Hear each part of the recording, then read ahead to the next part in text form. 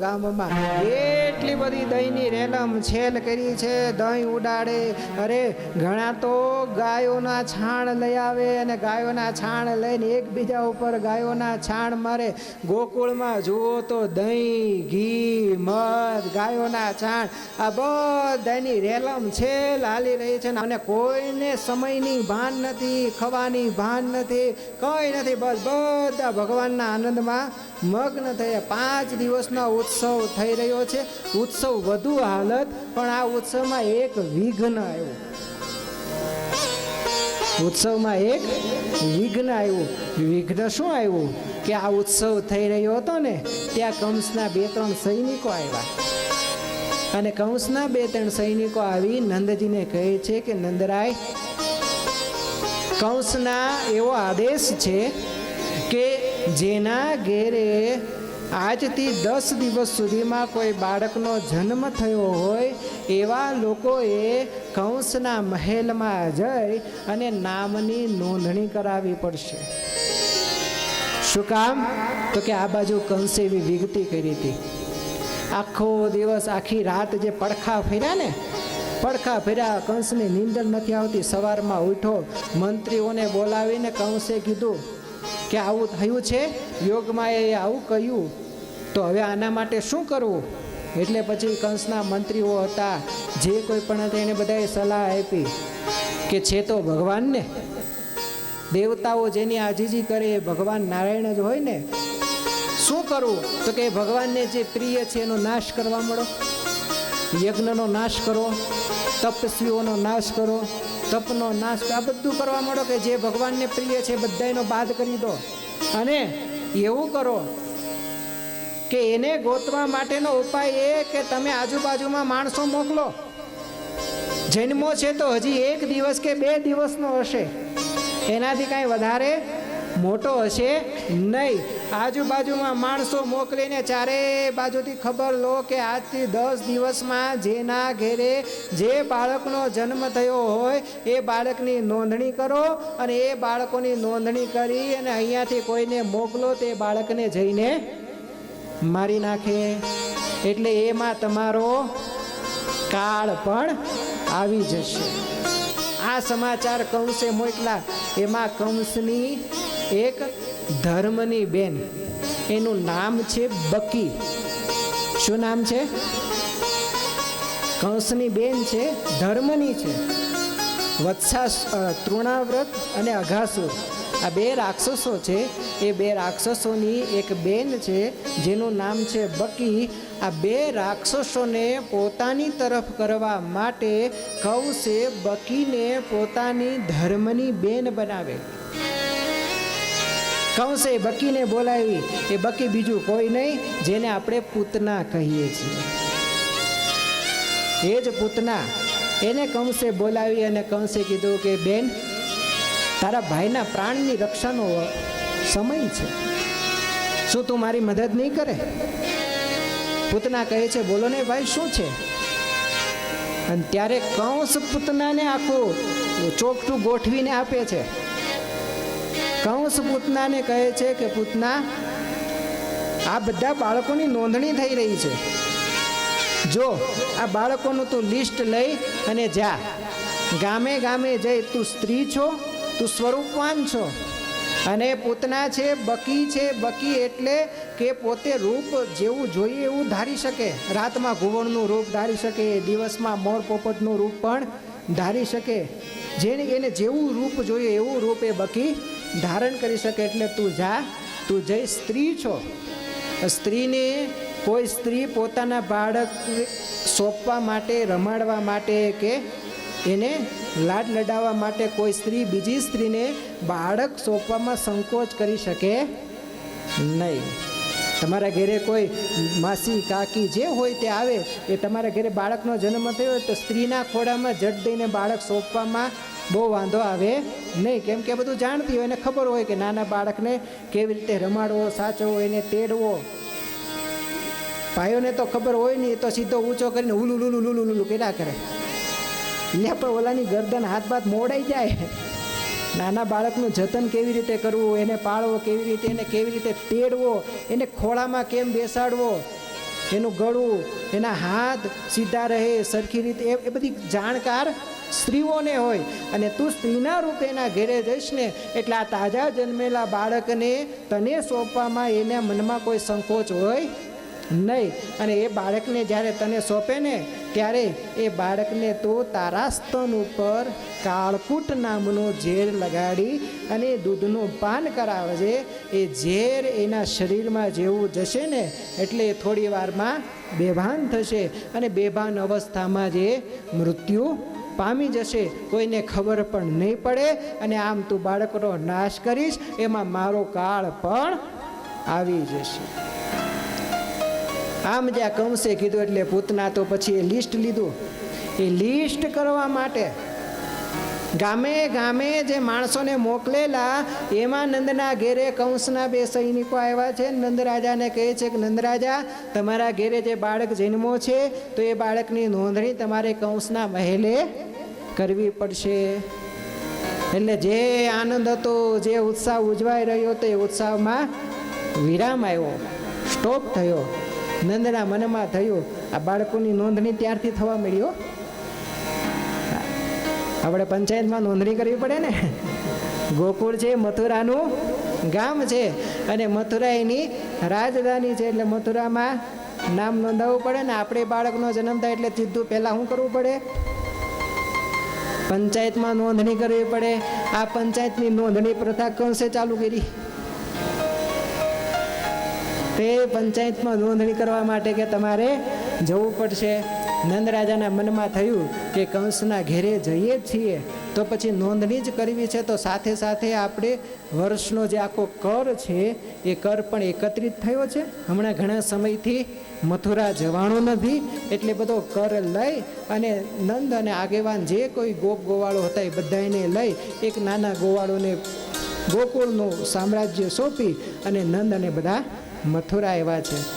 કંસની પાસે આવી કંસને પ્રાર્થના કરી, કર સોંપ્યો છે, કર જોયો, કથા જાણીએ, કર જોયો. કંસ રાજી થયો અને કંસને નંદજી કહે છે કે મારા ઘેરે ભગવાને ખૂબ કૃપા કરી તો 80 વર્ષે મારા ઘેર બાળકનો જન્મ થયો છે. નંદની વર્ષ આયુષ્ય 80 વર્ષની છે. 80 વર્ષે નંદના ઘેરે ભગવાનનો જન્મ થયો છે.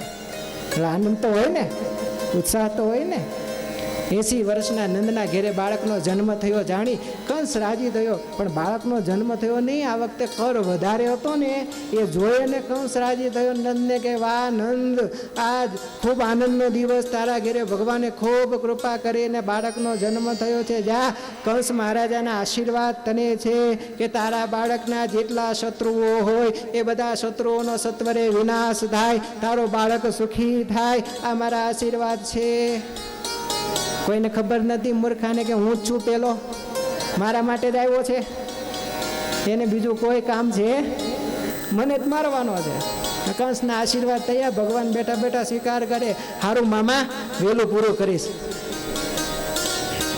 તમારા આશીર્વાદ સિદ્ધ કરીશ. અને આ બાજુ પૂતના નંદ અને ગોપાળો મથુરાની અંદર છે. પૂતના ગોકુળમાં પહોંચી છે. ગોકુળમાં જતા તો પૂતના જોવે છે આ ગોકુળનું વાતાવરણ અલભ્ય છે.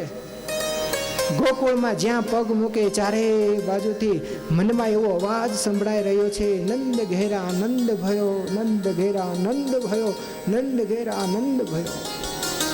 પૂતનાના મનમાં થયું કે ઓહો, નંદના ઘેરે આનંદ થયો છે, એના ઘેરે પણ બાળક હશે ને, લાવ જવું. પૂતનાએ સ્વરૂપવાન સ્ત્રીનું રૂપ ધારણ કર્યું છે. અરે નંદના રસ્તો, ઘરના આંગણાનો રસ્તો પૂછતા પૂછતા પૂતના નંદજીના ઘેર પહોંચી. માં યશોદા ગોપીઓ બાળ પ્રભુને લઈ અને બેઠા છે. પૂતના આવી, એવું સ્વરૂપવાન સુંદર રૂપ જોયું ને એટલે ગોપીઓએ પૂછ્યું કે દેવી આપ કોણ છો? કોઈ સ્વર્ગથી આવેલા દેવો છો? કોઈ સ્વર્ગની અપ્સરા છો? અહીંયા શા માટે આવ્યા છીએ? પૂતનાને નિસંકોચ કીધું, હું કંસની બેન છું. શું કહે છે? હું કંસની બેન છું. પૂતનાનું કહેવાનું કારણ એ છે કે કંસ આ પ્રદેશનો રાજા છે અને કંસ આ પ્રદેશનો રાજા છે, એની બેન હું છું. અને હું કોઈના આંગણે જાઉં એટલે મને કોઈ રોકી શકે નહીં. શું કામ? કે હું રાજાની બેન છું, હું કંસની બેન છું. એમ કહી અને પૂતનાએ કીધું કે હું કંસની બેન છું અને હું અહીંયા તમારા ઘરે કોઈ બાળકનો જન્મ થયો છે એને રમાડવા માટે, એને નિરખવા માટે આવી છું. એટલે હવે કંસની બેન છે, બાળકની માંગણી કરે તો પણ કોઈ ના પાડી શકે. રાજાનો ભય સતાવે ને, રાજાનો ભયથી ભગવાનને પૂતનાના ખોળામાં સોંપવા માટે યશોદાજી પણ તુરંત તૈયાર થઈ ગયા છે. નહીતર જટ દઈને યશોદાજી કોઈને ખોળામાં સોંપતા નહીં. શું કામ ન સોંપતા? તો આની વાત સંતો ભાગવતમાં નથી લખેલું, પણ ઇતર પુરાણની અંદર શિવજીની કથા આવે છે. જ્યારે 5 દિવસનો ઉત્સવ ઉજવાઈ રહ્યો હતો ને, એ 5 દિવસના ઉત્સવમાં 12ના દિવસે શિવજી એમને થયું કે આ નંદની યશોદાના ઘેરે મારા પ્રભુ પરબ્રહ્મ નારાયણ પુરુષોત્તમ પ્રગટ પ્રભુએ બાળકનું સ્વરૂપ ધારણ કરી અને જ્યારે પધાર્યા છે, એ બાળક સ્વરૂપના દર્શન તો મારે કરવા જોઈએ ને. અને શિવજી એ વખતે કૈલાસાધિપતિ મહાદેવ એ પોતાનું ધામ છોડી અને સાજે સોળે શણગાર. હવે શિવજીના શણગારો કેવા હોય? શિવજીના શણગારો બધા કેવા હોય? જટા ધારણ કરી છે, રુદ્રાક્ષની માળા જટામાં પહેરી છે, ગળામાં રુદ્રાક્ષની માળા પહેરી છે, પણ એક નાગ પણ રાખ્યો છે. શિવજીના ગળામાં નાગ હોય છે. શિવજીએ વાઘાંબર ધારણ કર્યું, શરીરે રાખ ચોડી વાઘાંબર ધારણ કરી. શિવજીને થયું કે આમનામ જઈશ તો હાલશે નહીં, શણગાર સજવા પડે, હાથના કંકણો, બાજુબંધો બધું બાંધે, પણ બાંધવામાં શું હોય? શું એની પાસે થોડું કઈ છે? જે હતું એ બધું તો બધા લૂંટી ગયા છે. શિવજીને બધાએ લૂંટા મીન્સ કે જે માગે ને, શિવજી તો ભોળોનાથ છે ને, મારો મહાદેવ ભોળોનાથ જે માગે એ આપી દે. આ સ્થાન પણ શિવજીનું છે. કાલે આપણે કથા સાંભળી ને, આ સ્થાન પણ શિવજીનું છે. આ સ્થાનમાં પણ ભગવાન નારાયણે કીધું કે મારે તપ કરવા માટે જોઈએ છે. શિવજી કે હારું રાખો. એ તો પાછા જઈને કૈલાસમાં વસી ગયા. કુબેરની નગરી કાશી મહાદેવજીની નગરી છે. કાશીમાં મહાદેવજીનો વાસ છે. પણ એ કાશી પણ પોતાના પરમ મિત્રને માટે છોડી અને કૈલાસમાં વાસ કરીને રહ્યા. આવી કાશી નગરીને પણ જે કાશી પોતાને પ્રાણથી પ્રિય છે શિવજીને, એ કાશી પણ શિવજીએ છોડી અને કૈલાસમાં વાસ કર્યો. આવા પવિત્ર સ્થાનો પણ જેને જોઈએ એને બધાને આપી અને ભગવાન કૈલાસમાં કોઈ ઘર નથી, કોઈ છાપરું નથી, બરફનો આચ્છાદન છે, કઈ નહીં, ઠંડીઓ આવે, બરફ પડે, બધું સહન કરતા કરતા ભગવાન લોકોના સુખને માટે ક્યાં રહે? કૈલાસમાં રહે. અહીંયા બ્રહ્મ કપાલ તીર્થ છે, જોયું છે કોઈએ? બ્રહ્મ કપાલ તીર્થ જે તપ્ત કુંડ છે ને, એ તપ્ત કુંડથી નીચે જાઓ ને થોડા, એટલે ત્યાં બ્રહ્મ કપાલ તીર્થ છે. બ્રહ્મ કપાલ તીર્થ એટલે શિવ પુરાણની કથા છે આખી. એ શિવ પુરાણની અંદર જ્યારે ભગવાન નારાયણ અને બ્રહ્માજી વચ્ચે યુદ્ધ થયું, યુદ્ધ મીન્સ કે બંનેમાં મોટું કોણ, આ શિવ પુરાણની પ્રારંભની શિવલિંગના ઉત્પત્તિની કથા છે આખી. બ્રહ્માજી કહે હું મોટો, ભગવાન નારાયણ કહે હું મોટો. આમ કરીને બંને વચ્ચે વાક યુદ્ધ થયું. વાક યુદ્ધમાંથી ધીરે ધીરે બધા બે યુદ્ધે ચડ્યા. અને એ વખતે બંનેના યુદ્ધને જોઈ અને એને શાંત કરવા માટે ભગવાન એક અગ્નિના સ્તંભ રૂપે આ બંનેની વચ્ચે પ્રગટ થયા. ભગવાન નારાયણ અને બ્રહ્માજીએ જોયું, હો આ શું થયું? આ શું છે? ક્યાંથી આવ્યું? આનું મૂળ ક્યાં છે? આનો પ્રારંભ ક્યાં છે? આ જોવા માટે ભગવાન નારાયણ ઉપર ગયા, ભગવાન નારાયણ પૃથ્વીમાં ગયા અને બ્રહ્માજી ઉપર ગયા. અને એ વખતે બ્રહ્માજીએ કેવડાનું ફૂલ જોયું પડતું. શિવપુરાણની આખી કથા છે, હું વિસ્તાર નથી કરતો, પણ ભગવાને બંનેનો અટ્ટહાસ જોઈ અને જ્યાં હશે ને તે માથું એલું તો શિવજીના માથામાંથી કેવડાનું ફૂલ પડ્યું. વર્ષોથી એ કેવડાનું ફૂલ એ લિંગમાં અગ્નિ સ્તંભમાં પડી રહ્યું હતું. બ્રહ્માજીને મળ્યું. બ્રહ્માજી કે ક્યાંથી આવે છે? તો કે મને ખબર નથી, હું ક્યારથી પડું છું, વર્ષોથી આમ અને આમ હાલો આવું છું. બ્રહ્માજી કહે કે હું તને પૂજનીય બનાવું, હું તને ફૂલોમાં સર્વોચ્ચ સ્થાન અપાવું, પણ મારે એક કામ કરવું પડે. શું? તો કે મારે અને ભગવાન નારાયણ વચ્ચે આવું વાક યુદ્ધ છે. હવે અમારા બેમાં નિર્ણય એવો થયો છે કે જે આનું મૂળ પેલું ગોતીને લાવે એનો વિજય થાય. તું સાક્ષી ભગવાન નારાયણ આગળ ખોટી પૂરજે કે મેં આનો પ્રારંભ જોયો. આખી શિવપુરાણની આખી કથા છે મોટી મધુર. કેવડો કહે પણ ખોટું બોલે રે, હું કહું છું ને હું તને સર્વોચ્ચ સ્થાન આપી. ભગવાન નારાયણ તો પાતાળમાં ગયા પણ એમને છેડો મળ્યો નહીં, એટલે એ તો થાકીને પાછા આવ્યા. અને થાકીને પાછા આવીને ભગવાન નારાયણ તો ઊભા છે. બ્રહ્માજી આવ્યા કેવડાના ફૂલ સાથે બ્રહ્માજી કહે કે ભગવાન નારાયણ શું થયું, મૂળ મળ્યું? ભગવાન કે મને તો મળ્યું નહીં. બ્રહ્માજી કે હું પ્રારંભ ગોતીને આવ્યો. તમને વિશ્વાસ ન આવતો તો જો કેવડો સાક્ષીમાં છે. એ કેવડાને કીધું તું કે જે મેં પ્રારંભ જોયો. એટલે કેવડાએ તો બ્રહ્માજીના કહેવાથી પછી હા પાડી કે હા એ જોઈને આવ્યા છે. અરે ભગવાન નારાયણ કહે તો બ્રહ્મા તમે જીતા અને હું હાર્યો. એમ કરીને ભગવાન નારાયણ બ્રહ્માજીની પૂજા કરી અને ભગવાન બ્રહ્માજીના પગ પખાડવા જ્યાં જાય છે ને ત્યાં ભગવાન સદાશિવને થયું કે આ બધું ખોટું થઈ રહ્યું છે.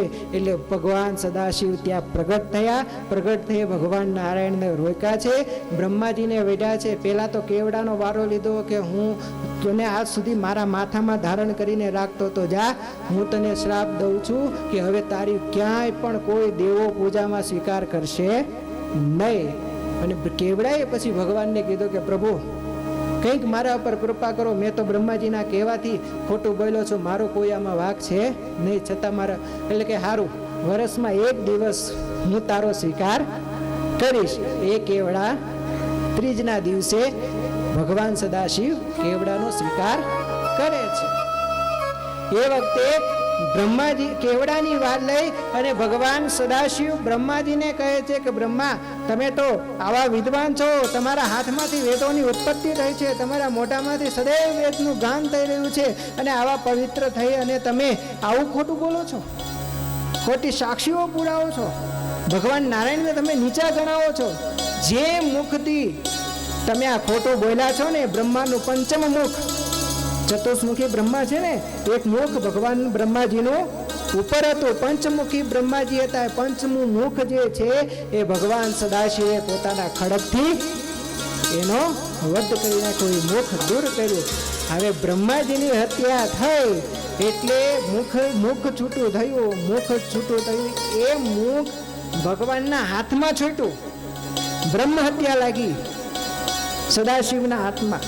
પછી તો ભગવાનને સદાશિવે ચારે બાજુ આ બ્રહ્મ હત્યાથી છુટકારો થાય એવા પ્રયાસો કરવા બધે ફર્યા, પણ ક્યાંય એમનો છેવડો આવ્યો નહીં. અને એ જ સદાશિવ જ્યારે નારદજીના કહેવાથી બદ્રી ક્ષેત્રની અંદર અહીંયા બદ્રીનારાયણ તીર્થમાં આવ્યા અને એ દિવસે બદ્રીનારાયણના દર્શન કરી અને જ્યાં સદાશિવ મંદાકિનીના કિનારે ઊભા છે એ જ વખતે જે બ્રહ્મ હત્યાનું મુખ ચોટેલું હતું એ એમનાથી દૂર થયું અને એ બ્રહ્મ મુખ દૂર થયું, બ્રહ્મ હત્યા દૂર થઈ.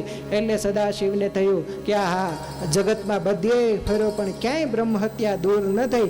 આ ક્ષેત્રની અંદર આ બ્રહ્મ હત્યા દૂર થઈ, માટે જાઓ આ ક્ષેત્રને મારા આશીર્વાદ છે. જે કોઈ પણ અહીંયા આવીને પિતૃ તર્પણ કરશે એની 14 પેઢીઓ સુધી એને ક્યારેય કોઈનું તર્પણ કરવું પડશે નહીં. એટલે અહીંયા પિતૃ તર્પણનો મહિમા છે. એટલે અહીંયા તમે જાઓ ને બ્રહ્મ કપાલ એટલે ભૂદેવો હોય જ. સમય છે હજી તમારી પાસે 3 દિવસ છે.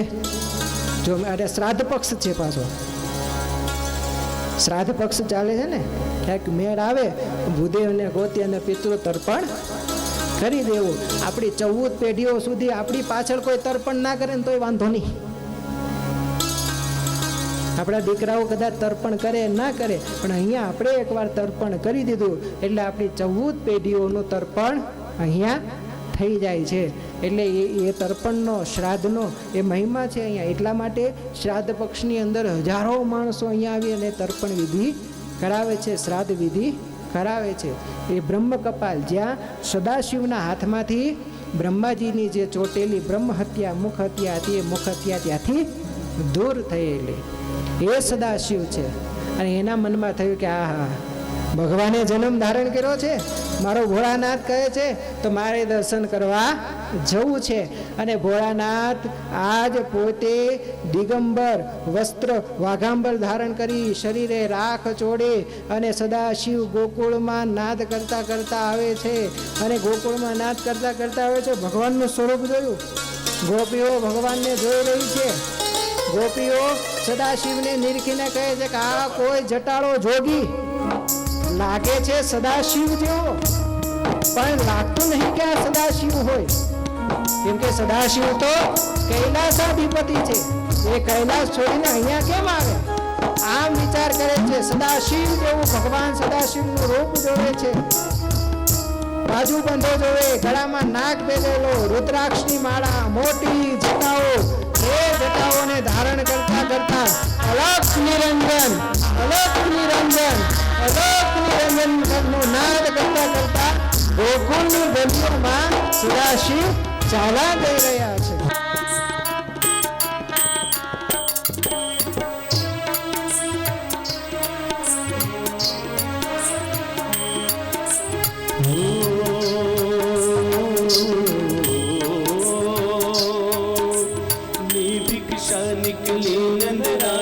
कंचन थाल भरायो, लो भिक्षा जोगी जाओ आसन पर, बालक मेरो डरायो.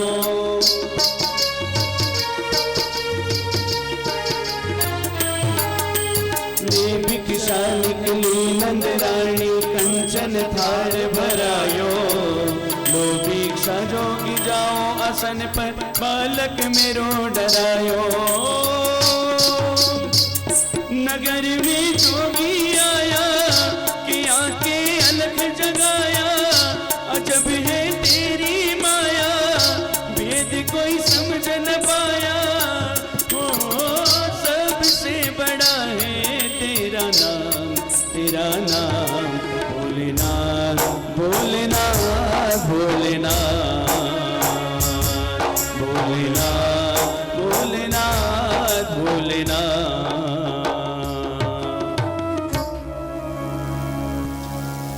શિવજી અલખ નિરંજન અલખ નિરંજન અલખ નિરંજન કરતા કરતા પણ યોગી જટાધારી જોયા ને એટલે ગોપીઓ પૂછે છે કે ઋષિવર યોગીરાજ ક્યાંથી આવો છો? શિવજી કહે હિમાલયમાંથી આવું છું. ઓહો, શું આવ્યા છો? તો કે સાંભળ્યું છે કે નંદના ઘરે બાળકનો જન્મ થયો છે, તો હું એમને આશીર્વાદ દેવા માટે આવ્યો છું. એટલે યશોદા રાણી મનમાં ગભરાણા. ઓહો, કે આ તો નાગ જેના ગળામાં વીંટાઈ રહ્યો છે, નાગોના આભૂષણો જેને ધારણ કર્યા છે, એને મારા બાળકને કેમ દેવો? ભગવાને માગ્યું પણ યશોદા એકના બે થયા નહીં. ખૂબ માગ્યું કે તમે ધન લઈ જાઓ, દોલત લઈ જાઓ, જોઈએ એટલા રૂપિયા લઈ જાઓ, પણ મારા બાળકને રમાડવાનું રહેવા દો. પણ ભગવાન કહે કે ના, એવું છું તો હવે ખાલી હાથે તો જઈશ જ નહીં, હું તો એને રમાડીને જાય. બહુ ના પાડી પણ સદાશિવે માને નહીં. આ બાજુ માં પણ એકના બે ન થાય. ભગવાન કહે કે એક તો સ્ત્રી હટ ને બીજી જોગી હટ, બે હામે ટકરાણી છે. હવે આમાં એક હટ પાછી પડે એવી છે નહીં. આનો રસ્તો તો મારે જ કરવો પડશે. એમ કરીને ભગવાન પછી રડવા લાગ્યા. ભગવાન રડ્યા એટલે મા યશોદાએ ભગવાનને પોતાની ગોદમાં લીધા. હાલા હાલા કરી રહ્યા છે, મારો કાનો, મારો લાલો, શું થયું, કેમ રડે છે? એમ કરતા કરતા માથે હાથ ફેરવે, વાહામાં હાથ ફેરવે, કપાળે હાથ ફેરવે, રમાડે, પણ લાલો શાંત થાય નહીં. માના યશોદાના મનમાં થયું કે લાગે છે મારી લાલાની કોઈને નજર લાગી હોય. ત્યાં દોડતી બહારથી એક ગોપી આવીને કહે છે કે મામા, લાલો શાંત નથી થતો ને, એનું કારણ છે પેલા જોગી જે આવ્યા છે ને, એ જોગી બહાર માછડો નાખીને ત્રિશૂળ ખોલીને બેહી ગયા છે કે હવે હું અહીંયાથી જવાનો નથી. અને એ જોગીએ મંત્ર જપવાનું ચાલુ કર્યું ને ત્યારથી એ લાલો રડે છે. તો કે હવે શું કરવું? તો કે હવે જે કરવું હોય તે, જો લાલાના દર્શન નહીં કરાવો તો આ જોગી એની નજર હટાવશે નહીં. એટલે યશોદાજી ભગવાન મહાદેવજી પાસે જઈને કહે છે કે તમે આ બધું બંધ કરો, હું તમને લાલાના દર્શન કરાવું, પણ મારી એક શરત. શું? હું મારી પાસે લાલો રાખીશ, દૂરથી દર્શન કરવા, હું નજીક આપીશ નહીં. જોગી કે એટલું આવા તો દો, પછી પાસે કેમ લેવો મને ખબર છે. આંગળી હાથમાં આપો એટલે પહોંચવું પકડી લેવું એ મહાદેવજી જાણે છે. લઈને આવો. અને જશોદાજી ભગવાનને લઈને આવ્યા. એટલે ભગવાન સદાશિવ તો એવું ભગવાનનું બાળક સ્વરૂપ જોઈ અને આનંદ મગ્ન થઈ. અને સદાશિવ તો ઘડીક ધ્યાનમાં એવા લાગી કે આ પરબ્રહ્મ નારાયણ પરમેશ્વરનું આટલું સુંદર સ્વરૂપ. આમ કરી અને ભગવાનના મનમાં વિચાર થયો કે દૂરથી તો નિરખવા મળી રહ્યું છે, પણ એ જો નજીકથી એનો સ્પર્શ થાય અને મારા ખોળામાં રમાડું તો એનો આનંદ તો કંઈક ઓર જ હોય. કે એટલે પછી સદાશિવે પાછી યુક્તિ કરીને ઝીણી નજર કરીને યશોદાને કહે છે કે રાણી, આ તારા બાળકનું નસીબ તો ખૂબ ભાગ્યવંત તો લાગી રહ્યું છે. એક બે રેખા મારા નજરમાં આવે છે, જોઈને મને લાગે છે કે તારો બાળક તો મોટો રાજા થશે. અને જશોદા રાણી ચમકા, જોગી તમને જોતા આવડે છે? મહાદેવજી કે ઈ જ કામ છે, જોવાનું કામ છે આપણું. તો કે તો મારા લાલાને જોઈ દો ને. મહાદેવજી કહે, જો મારી દૂરની નજર કમજોર છે, આ દૂરથી આટલું જ દેખાય. કે તો નજીક લાય, મારા ખોળામાં આપ તો હું એને સરખી રીતે એની રેખાઓ જોઈ, એનો જોશ જોઈ દઉં. અને બહેનોને તો એવું જ હોય ને, પછી જ્યોતિષ જોવાની વાત આવે એટલે એ તો તરત આગળા પાંગળા થઈ જ જાય. મારો છોકરો કેવો થશે, એને સૌથી પહેલો પ્રશ્ન એ જ હોય, વહુ કેવી મળશે. હા, બીજું બધું તો પછી કે પેલા વહુ કેવી મળશે એ વાત કરો. અરે મહાદેવજીએ તો માતાજીને કીધું કે લાવો, અને પછી તો જોત જોવાના બાને સદાશિવને ખોળામાં આપ્યા. સદાશિવે ભગવાન પ્રભુને જોઈ એને રમાડી સમાધિમાં ઉતરી ગયા. માતાજીએ જાગૃત કર્યા, જોશ જોવો, બધી વાત કરી. રાણીઓની વાત કરવા જાય, ભગવાને રડવાનું ચાલુ કર્યું. ફરી માતાજી એને લઈ અને ઓરડામાં જતા રહ્યા. એટલે શિવજીની કથાથી કે આવા યોગીઓ જતીઓ નંદના ઘેરે વારા ઘડીએ આવતા રહેતા અને હટ કરતા. એટલે મા યશોદા બહુ જલ્દી સત્વરે કોઈને કૃષ્ણ રમાડવા દેતા નહીં. લાલા, અરે ગોપીઓ પણ માગણી કરી અને થાકી જતી, ત્યારે માંડ ગોપીઓ ભગવાનને રમાડી શકતી. હવે એવામાં જો પૂતના આવી અને ભગવાનને માગે તો માં નાચ પાડી દે ને. એટલે પૂતનાએ ત્યાં પેલા પોતાનું વર્ચસ્વ જમાવી દીધું. એટલે પૂતનાએ આવીને પેલા પોતાનો પરિચય આપી દીધો કે હું કંસની બેન છું, અને હું કંસની બેન હોવાને નાતે મારો અધિકાર છે, ધર્મ છે. એટલે પછી ભગવાનની માંગણી કરી ને, એટલે માં યશોદા ના પાડી શક્યા નહીં. એટલે માં યશોદાએ પૂતનાના ખોળામાં ભગવાનને સોંપ્યા. ભગવાનને સોંપીને માં યશોદા ઘરમાં કોઈ કામ માટે જતી રહી. આ બાજુ ગોપીઓ બધા પૂતનાને ઘેરીને બેઠા છે, પણ પૂતના રમાડતા ઊભી થઈ, અહીંયા બેસીશ તો અહીંયા મારું કામ થશે નહીં. એટલે ખોળામાં લઈ રમાડતા પૂતના એનાથી થોડી દેર. હવે કંસની બેનને કોણ કહી શકે કે ભાઈ ક્યાંય જવાની અહીં બેહો? કોઈ કહી શકે?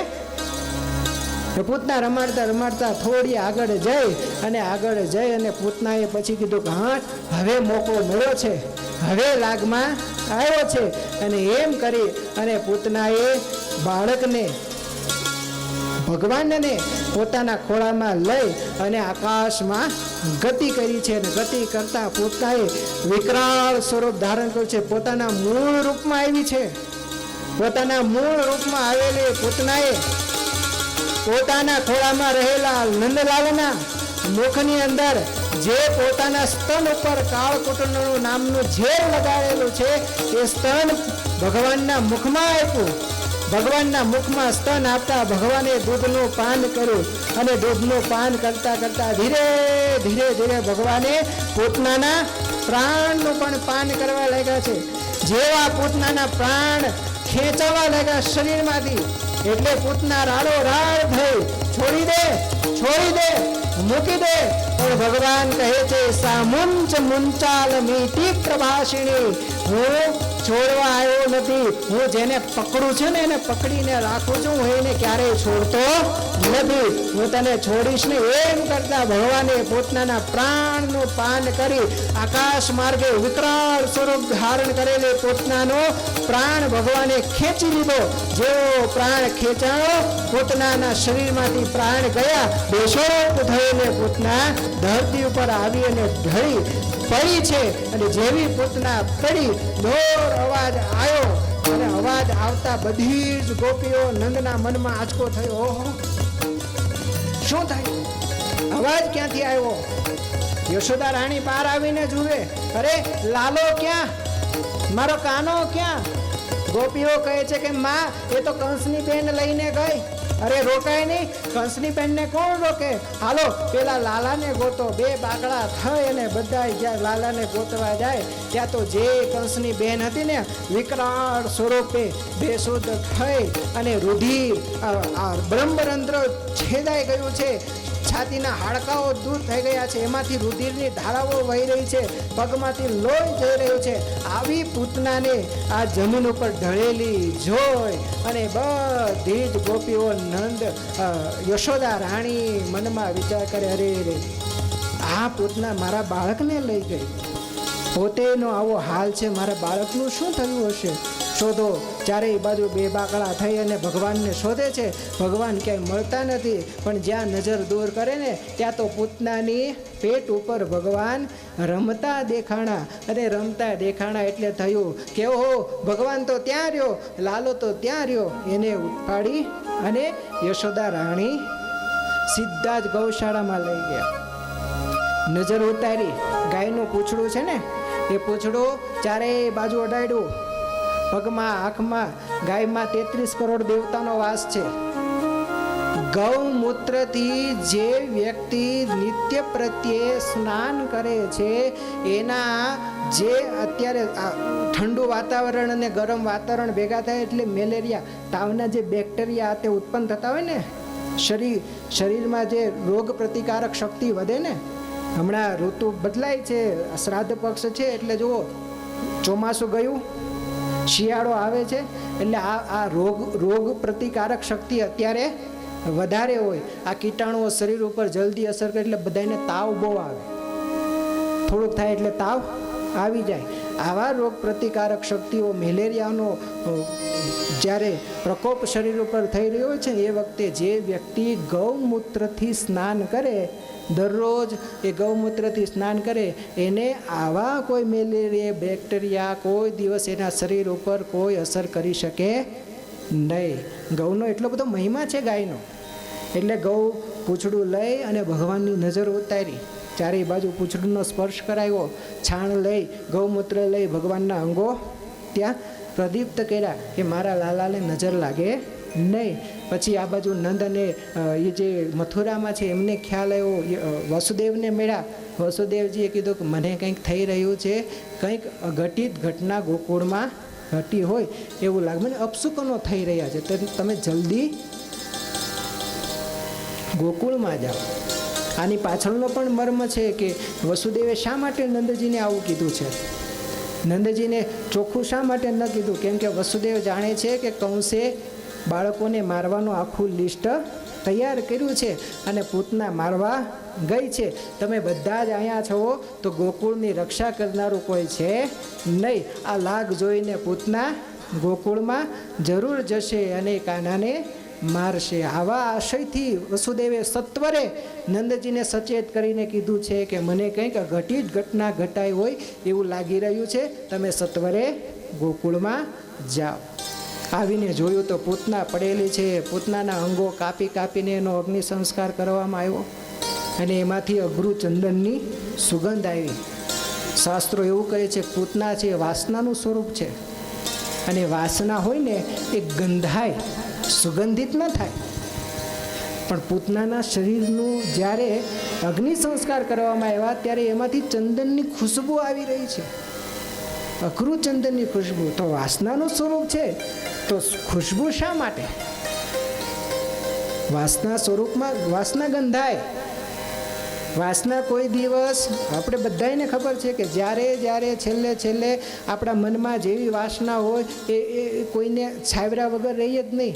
આપણા દીકરાના મનમાં ગાડીની વાસના હોય અને જ્યાં સુધી ગાડી ન આપો ત્યાં સુધી ઘરમાં કકળાટ રહી ને એના રે. જેને જેવી વાસના હોય અને વાસના ક્યારે તૃપ્ત થતી નથી. આજે સાયકલની વાસના હોય તો કાલે ગાડીની થાય, પછી 4 વ્હીલની થાય, વિમાનની થાય, બધી થાય, મોટા ઘરની થાય. નાના ઘરમાં વાસના છે ક્યારેય તૃપ્ત થતી નથી, એટલે હંમેશા ગંધાતી રહે છે. પણ પૂતના રૂપી વાસનાનો વધ થયો તો એમાંથી સુગંધ આવી.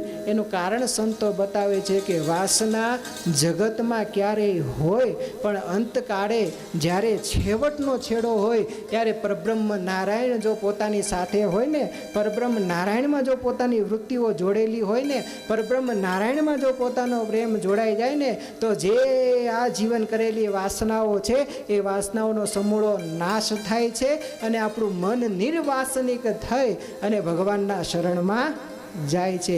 પૂતનાના શરીર ઉપર પ્રેમનો અવતાર ભગવાન કૃષ્ણ પરમાત્મા તાતા થયા કરીને રમી રહ્યા છે.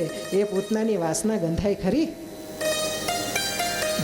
જેને સ્પર્શ પર બ્રહ્મ નારાયણનો છે, જેના ખોળામાં ભગવાન રમી રહ્યા છે. એટલે આના તો અનેક કારણો સંતો આપી રહ્યા છે. પૂતનાનો વધ થયો, ભગવાનને છાવ્યા. હવે તો ભગવાન 108 દિવસના થયા.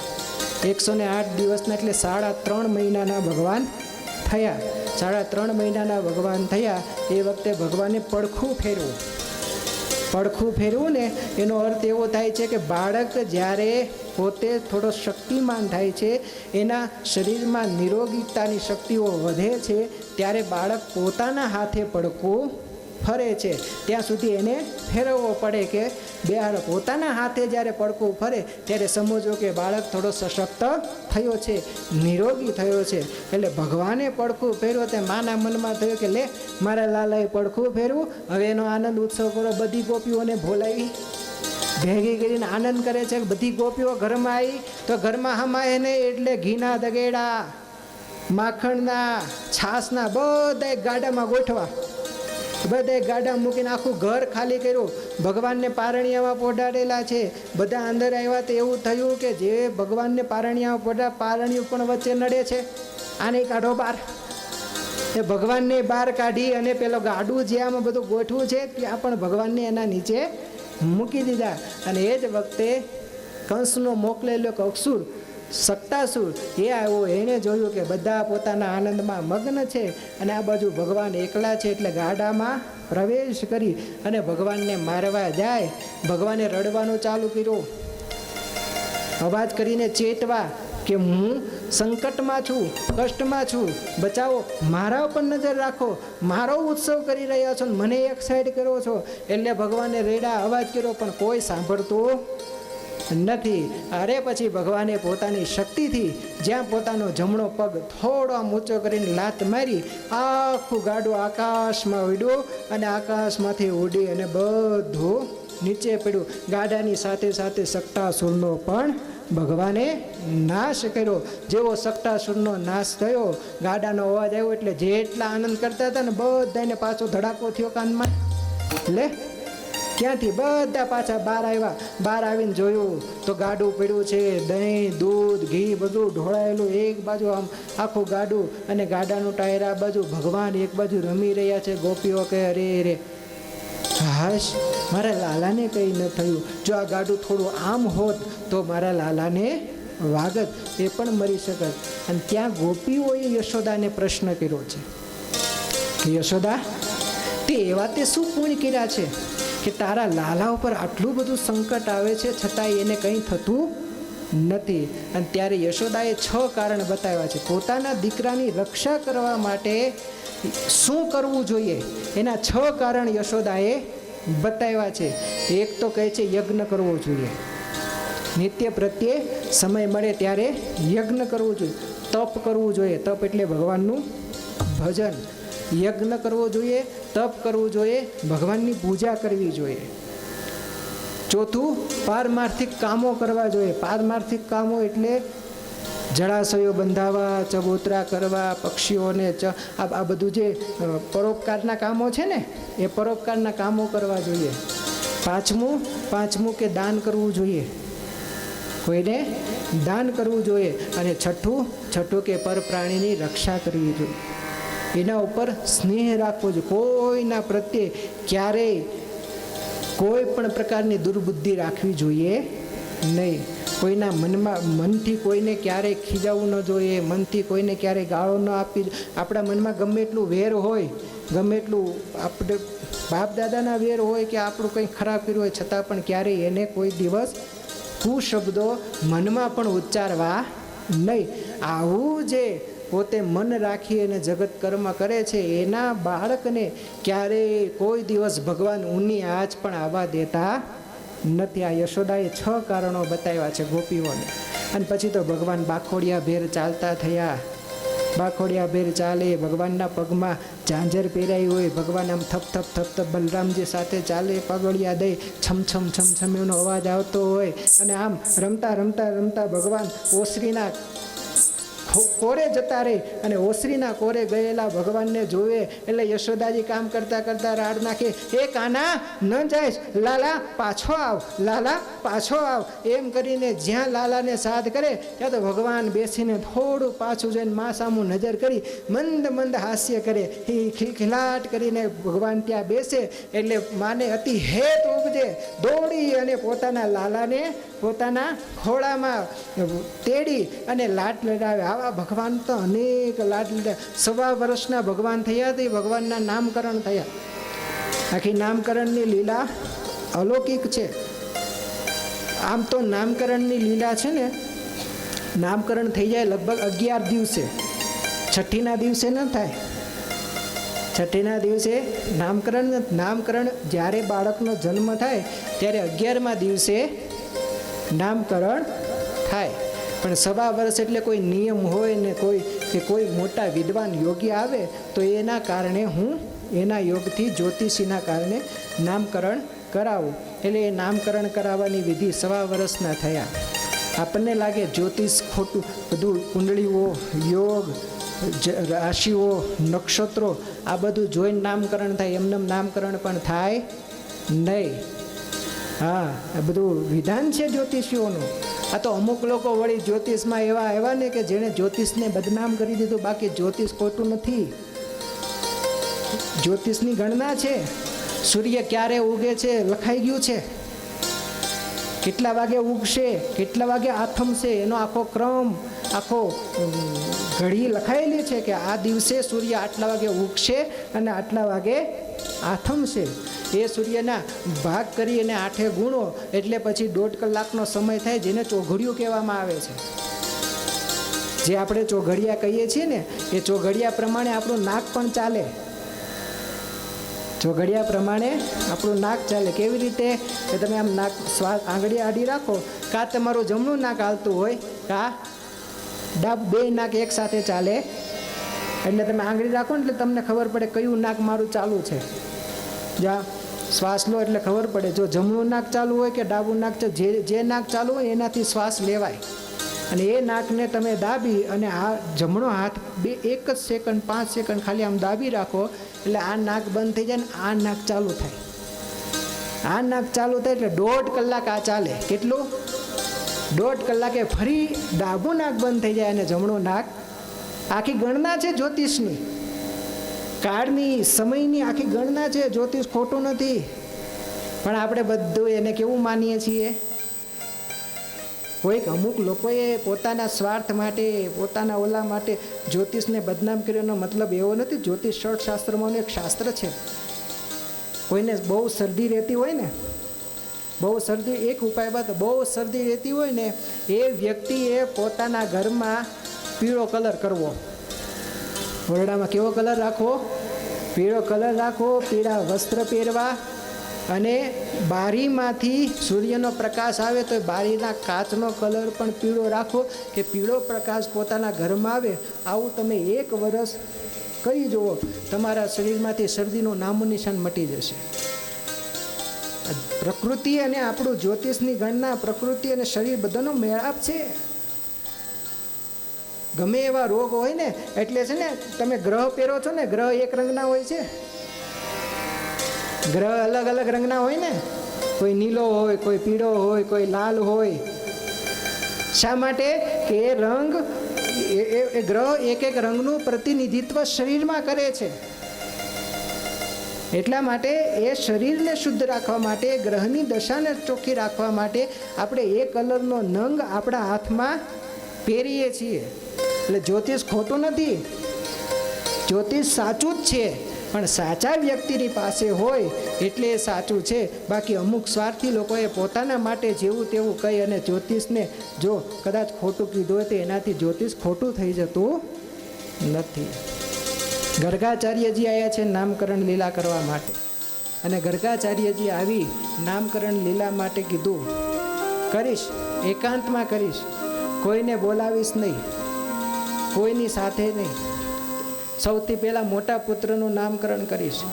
આખો નામકરણનો વિધિ ચોખાથી થાળી ભરેલી હોય અને એ થાળીમાં નામ લખવામાં આવે, નક્ષત્ર ગ્રહ જોવામાં આવે, નક્ષત્ર પ્રમાણે એક નામ કાનમાં કહેવામાં આવે, જે ગુપ્ત નામ હોય. પછી રાશિ પ્રમાણે નામ પાડવામાં આવે, એ નામની પ્રતિષ્ઠા થાય અને પ્રતિષ્ઠા થયા પછી એ નામનો ઉચ્ચાર કરવામાં આવે છે. એટલે પ્રતિષ્ઠા થયેલું એવું નામ હોય કે એના ગ્રહ રાશિ પ્રમાણે એના કેવા ગુણો થશે, એ ગુણો પ્રમાણે એ પ્રતિષ્ઠિત નામ કરવામાં આવે.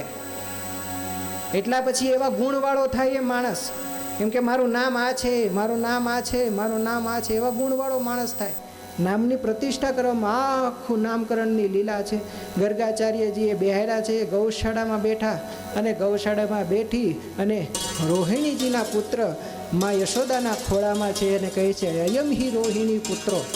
આ રોહિણીજીના જે પુત્ર છે ને એ સંકર્ષણ, જેનું સંકર્ષણ થયું છે અને ગર્ભમાંથી લઈને અહીંયા સંકર્ષણ થયું, સંકર્ષિત છે એટલે એનું નામ રામ પડશે. બળવાળા છે એટલે એનું નામ બલરામ પડશે. બે નામ પડ્યા, ભગવાન કૃષ્ણનું નામ પાડ્યું કે બધાયના ગુણોને આકર્ષણ કરનારા થશે, બધાયના સ્વભાવને આકર્ષણ કરનારા થશે એટલું નામ કૃષ્ણ છે. એને કોઈ લાલો કહે, કોઈ કાનો કહે, કોઈ કૃષ્ણ કહે, કોઈ માધવ કહે, કોઈ કેશવ કહે, કોઈ ગોવિંદ કહે. ભગવાનના તો અનંત નામો છે. આને જેને જેવો ગમશે, જેવો ઉચ્ચાર કરશે એવા નામથી આનું સંબોધન થશે. તમને જે ગમે, તમને જેવું લાગે. આને તો ક્યારે આપણે માનીએ છીએ, આને તો પૂર્વે કોઈ નારાયણ કહે છે, કોઈ માધવ કહે છે, કોઈ કેશવ કહે છે, કોઈ યોગી કહે છે, કોઈ જટાધારી કહે છે. આ ભગવાનના તો અનંત નામો છે. યશોદા નંદ, તારા તો અનંત ભાગ્ય છે કે અનેક નામનો ધરતલ ભગવાન તારા ખોળામાં જ રમી રહ્યો છે. એને તમે જેવા ભગવાનના નામ તો લીલા પ્રમાણે, વિધિ પ્રમાણે નામકરણ કરવામાં આવ્યા. બાકી ભગવાનને તો આપણે કયા નામે પોકારી શકીએ? ભગવાનને તો આપણે કયા નામથી બોલા? આપણને ગમે એ નામથી બોલાવીએ ને. ભગવાનને તો આપણે જેવું નામ ગમે, જેવું નામ યાદ આવે એવા નામથી ભગવાનને આપણે સંબોધીએ છીએ. અનંત ભગવાનની ગર્ગાચાર્યજીની આખી જે પદ્ધતિ, પ્રકૃતિ, ભગવાન કૃષ્ણ પરમાત્માના બધા નામો પાડવામાં આવ્યા અને પછી ભગવાનને નામો પાડીને ગર્ગાચાર્યજી કહે છે કે કોઈ કાન કહે છે, કોઈ ગોપી કહે છે, કોઈ લાલો કહે છે, કોઈ કૃષ્ણ કહે છે, કોઈ માધવ કહે છે, કોઈ કેશવ કહે છે, કોઈ વિષ્ણુ કહે છે, કોઈ નારાયણ કહે છે, કોઈ લક્ષ્મીપતિ કહે છે. જેને જેવું મનમાં, જેવી શ્રદ્ધા, જેવી ભાવના એવા નામથી તારા કૃષ્ણને બોલાવશે. ભવિષ્યમાં તાના અનેક નામો ભક્તના ભાવથી પડશે. પણ આટલા નામો એટલે તો આપણે ભગવાનના નામમાં ગાઈએ છીએ ને કે હરિ તારા નામ છે હજાર, કયા નામે લખવી કંકોતરી. कोई सीताराम कहे, कोई राधे श्याम कहे, कोई सीताराम कहे, कोई राधे श्याम कहे, कोई सीताराम कहे, कोई राधे श्याम कहे, कोई सीताराम कहे, कोई राधे श्याम कहे, कोई कहे नंदनो किशोर, कया नाम लखवे कंकोतरी. हे हरि तारा नाम छे हजार, कया नाम लखवे कंकोतरी.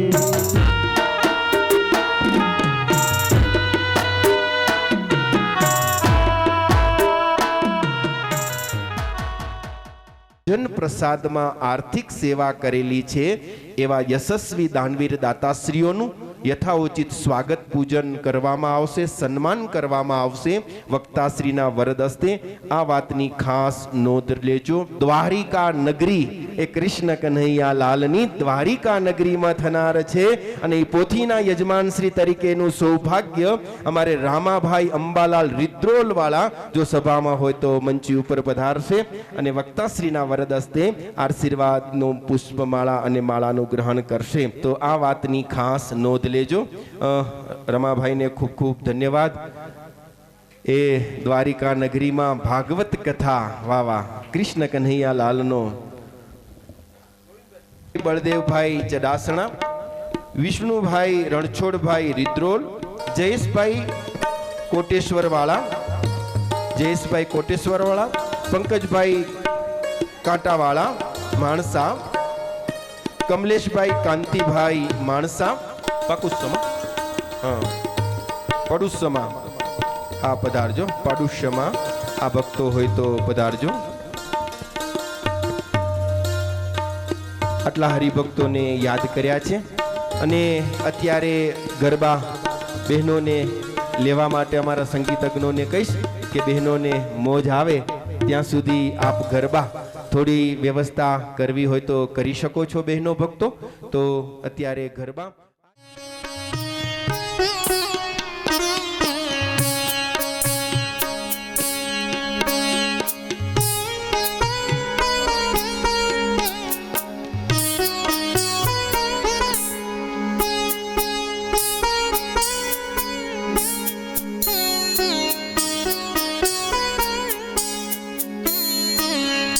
बोल से सदगुरुदेव की जय.